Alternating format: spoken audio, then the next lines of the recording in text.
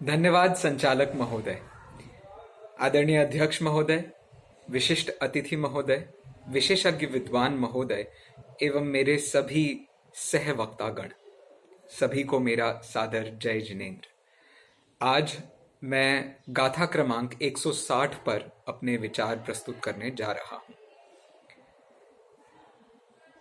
इस विषय को प्रस्तुत करने के लिए मैं जो शैली अपना रहा हूं वो है, मैं वह 160 नंबर की गाथा बनकर आपके सामने विषय प्रस्तुत करना चाहता हूं। मैं गाथा 160। मेरे विषय को परमात्मा देव ने आचार्य कुंद कुंद के कानों में फूंक दिया था। मेरे प्रतिपाद्य को उन्होंने पर द्रव्य से अत्यंत माध्यस्थ भाव को प्रकट करने के लिए आचार्य देव को प्रेरित किया था। आचार्य देव ने मुझे इन शब्दों में प्रस्तुत किया। नाहं देहो न मनो न चैव वाणी न कारणं तेसिं कत्ता न कारयिदा अनुमंतानेव कत्तीणम्। मेरे विषय को प्रस्तुत करते हुए उन्होंने कहा, मैं देह नहीं हूं। यहां मैं नहीं आत्मा हूं। मैं देह नहीं हूं, मैं मन नहीं हूं, मैं वाणी भी नहीं हूं। क्यों नहीं हूं इसका कारण तो वो पहले ही बता आए हैं, लेकिन मन, वाणी और काया, इन तीनों का मैं कारण भी नहीं हूं। कर्ता नहीं हूं, कारयिता नहीं हूं और कर्ता का अनुमंता भी नहीं हूं। मेरे इन शब्दों को पिरोने के लिए उन्होंने जो माला बनाई है, उस माला में मुझे अमृत चंद्राचार्य ने ज्ञेय तत्व प्रज्ञापन में और जयसेनाचार्य ने सम्यक दर्शन अधिकार में रखा है। मुझे प्रस्तुत करने के लिए उन दोनों ने एक भिन्न प्रकार की शैली का प्रयोग किया है। अमृत चंद्राचार्य कहते हैं कि मैं ज्ञान ज्ञेय के बीच में विभाग करने वाले अधिकार में आती हूं, और जयसेनाचार्य कहते हैं कि मैं इस ज्ञान ज्ञेय विभाग अधिकार में भी विशेष भेद भावना को भाने वाले अधिकार में आती हूं। कहने का आशय यह है, मेरे माध्यम से भेद विज्ञान कराया जा रहा है। एक विशेष बात मेरे इन शब्दों के चुनाव में समझने वाली है कि मैं उत्तम पुरुष के प्रयोग पूर्वक आत्मा को नास्ति से बता रही हूं। अर्थात मुझ में मेरे प्रयोग करते समय उन्होंने अहम शब्द का प्रयोग किया है। अर्थात भेद विज्ञान की जो सबसे बड़ी पराकाष्ठा है वो ये है, ये बताने वाली है कि जीव और पुद्गल में अंतर है। इतना मात्र कह देने से मेरे भेद विज्ञान की बात पूरी नहीं होगी, बल्कि मैं उस परद्रव्य से भिन्न हूं, इस प्रकार से उन्होंने भेद विज्ञान को भाया है। और जितने शब्दों का प्रयोग किया है इस गाथा में, उन सब में आत्मा के स्वरूप की अपेक्षा नास्ति से प्रयोग किया गया है। आप सभी जानते हैं, समय सार में नए पक्षातीत को बताने वाली गाथाओं में भी ऐसे ही नास्ति का प्रयोग किया है। न मैं निश्चय हूं, न मैं व्यवहार हूं, न मैं बद्ध हूं, न मैं अबद्ध हूं, न मैं जीव हूं, न मैं अजीव हूं। और इसी प्रकार से जो 49 नंबर की गाथा है, उसमें भी नास्ति के रूप में अरसमरू अमगंधम अवत्तम चेदना गुणमसद्दम जान अलिंग गहनम जीवमणिदिठ संठाणम, अर्थात अधिकतर नास्ति के रूप से ही समय सार में भी प्रस्तुत किया है। लेकिन यदि आपको मेरी अस्थि के बारे में जानना हो, मेरे प्रतिपाद्य आत्मा की अस्थि के बारे में जानना हो, तो आपको समय सार की ही वो गाथाएं याद आनी चाहिए, गाथा क्रमांक 38 और गाथा क्रमांक 73, जिसमें उन्होंने अहमिको खलु शुद्धो निम्ममो नाण दंसन समग्गो, या तो ऐसे कहा है या ऐसे कहा है, अहमिको खलु शुद्धो दंसन नाण मय्यो सदा रूवी न वियद्धि मज्ज किंचिवी अन्नम परमाणु में तंपी। ये परमाणु में तंपी कहकर के मुझे ये याद आ रहा है कि अमृत चंद्राचार्य ने दो विशेष प्रकार के व्याख्यानों को करके मेरे स्वरूप को स्पष्ट किया है। उन्होंने सर्वप्रथम तो ये कहा है कि परद्रव्य के प्रति माध्यस्थ भाव प्रकट कराया जा रहा है मेरे द्वारा। मैं अर्थात गाथा क्रमांक 160, वहां वो कहते हैं पक्षातीतोस्मि, मैं पक्षातीत हूं। बहुत हर एक 5 अलग अलग भंग बनाए गए मेरे विषय को प्रस्तुत करने के लिए। सबसे पहला भंग बनाया गया कि मैं मन वचन काया नहीं हूं। दूसरा भंग बनाया मैं मन वचन काय का कारण नहीं हूं। तीसरा भंग बनाया मैं मन वचन काय का कर्ता नहीं हूं, और मैं मन वचन काय का कारयिता नहीं हूं। और अंत में कहा मैं मन वचन काय के कर्ता का अनुमोदक भी नहीं हूं। मैं कौन? मैं अर्थात शुद्धात्मा। मैं अर्थात कौन? तो मैं नए पक्षातीत हूं। इसी विषय के माध्यम से अमृत चंद्राचार्य की वो पंक्तियां भी मुझे याद आती हैं जिसमें उन्होंने 69 नंबर के कलश में यएव मुक्त्वा नय पक्षपातम स्वरूप गुप्ता निवसन्ति नित्यम विकल्प जाल च्युत शांत चित्तास्तएव साक्षाद अमृतम पिबंती। जो नए पक्षातीत ऐसी आत्मा को जानकर अपने स्वरूप में गुप्त हो जाता है, वह सभी विकल्प जालों से शांत हो जाता है। और विकल्प जाल कितने प्रकार के होते हैं? विकल्प जाल 3 प्रकार के होते हैं। कौन कौन से 3 प्रकार के होते हैं? काय वांग मनो गुप्ति। इन तीनों प्रकार की गुप्ति मुनिराजों को प्राप्त होती है। इन तीनों के स्वरूप में दिक्कत क्या है? इन तीनों के हलन चलन से तकलीफ क्या है?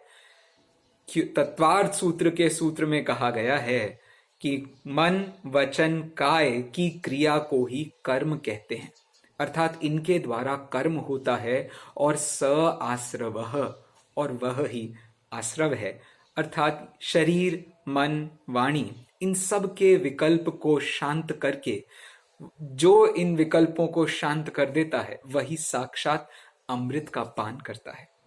तो इस प्रकार से उन्होंने 2 मुख्य बिंदु बनाए। सबसे पहला परद्रव्य मैं नहीं हूं, और दूसरा परद्रव्य पना मुझ में नहीं है।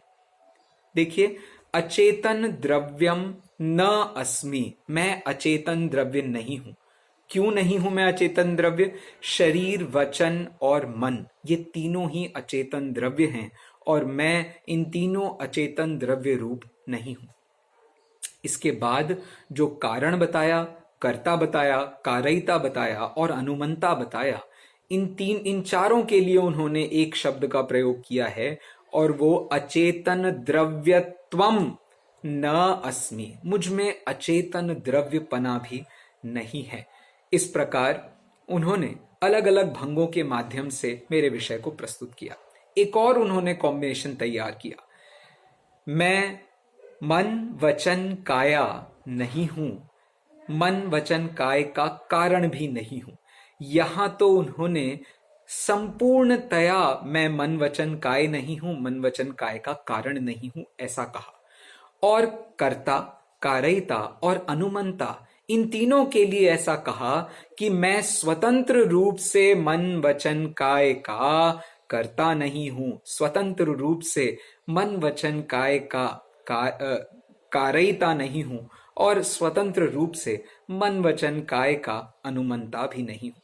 ये सारी बातों से आपको हमारी वो भावनाएं, वो स्तुतियां, वो पद याद आने चाहिए जिनमें ऐसा कहते हैं कि मैं कर्ता नहीं हूं, मैं कारयिता नहीं हूं, और मैं अनुमंता भी नहीं हूं।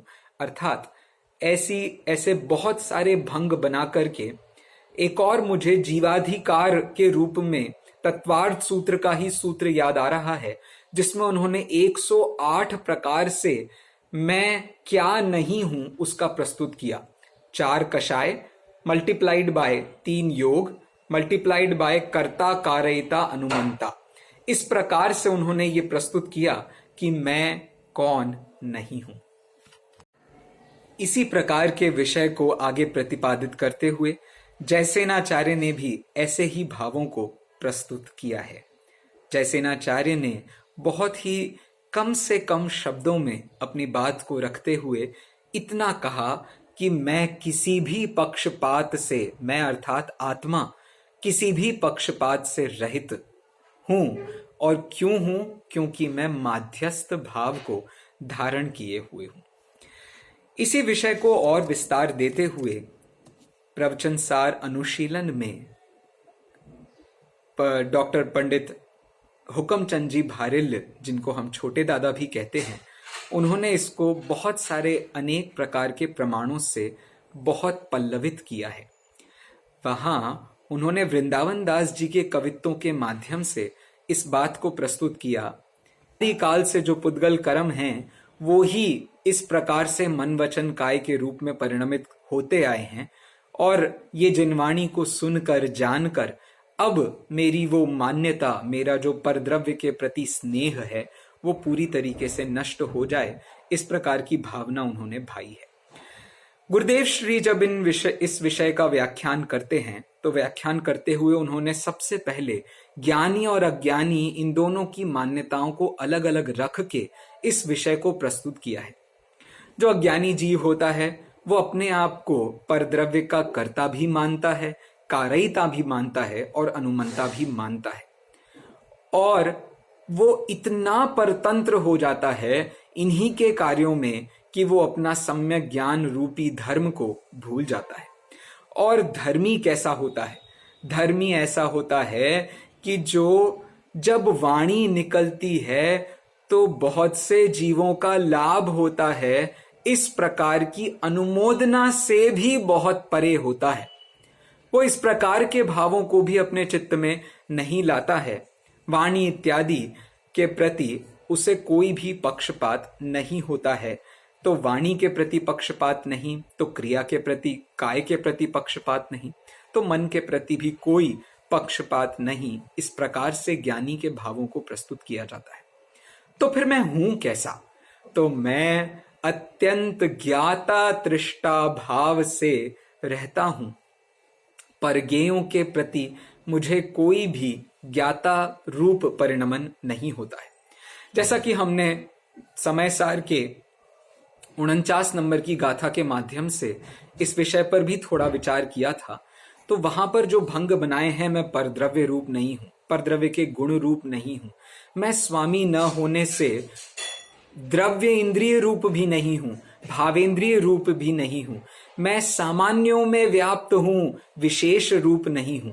और अंत में वो कहते हैं कि किसी भी प्रकार से मैं सर्वज्ञेयों का ज्ञाता होने पर भी किसी के भी विशेष से मुक्त हूं।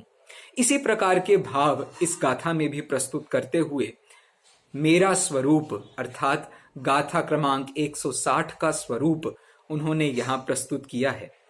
रूखेपन और चिकनेपन के कारण अनेक परमाणु साथ होकर व्यवहार से एक पने भासते हैं, किंतु आत्मा के कारण व्यवहार से भी वे मेरे साथ नहीं हैं।